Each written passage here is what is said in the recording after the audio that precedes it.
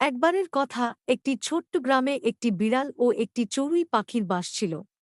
বিড়ালটি ছিল শান্ত প্রকৃতির আর চড়ুই পাখিটি ছিল চঞ্চল ও কৌতূহলী। একদিন চড়ুই পাখিটি উড়ে এসে বিড়ালের পাশে বসে বলল, তুমি এতদিন ধরে এই গ্রামে আছ, আমি তোমার সাথে বন্ধুত্ব করতে চাই। বিড়ালটি অবাক হয়ে চড়ুই পাখির দিকে তাকিয়ে মিষ্টি হেসে বলল, অবশ্যই আমরা বন্ধুত্ব করতে পারি, তবে তুমি আমার মতো শান্ত থাকতে পারবে তো?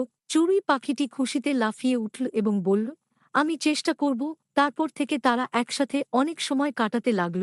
একদিন চড়ুই পাখিটি বিড়ালের বলল, আজকে আমরা নদীর ধারে যাব, তুমি কি যাবে? বিড়ালটি বলল, নদীর ধারে গেলে অনেক মাছ ধরতে পারব, চল যাই। তারা দুই বন্ধু নদীর ধারে গিয়ে অনেক আনন্দ করল। চড়ুই পাখি গান গেয়ে শোনাল আর বিড়ালটি মাছ ধরতে মেতে উঠল। দিন শেষে তারা গ্রামে ফিরে এসে একসাথে খাবার খেয়ে সুন্দর গল্প করে ঘুমিয়ে পড়ল। এভাবে বিড়াল ও চড়ুই পাখির বন্ধুত্ব আরও গা হতে লাগল। তারা একে অপরের পাশে থেকে সব সময় একসাথে আনন্দ করত ও বিপদে একে অপরকে সাহায্য করত।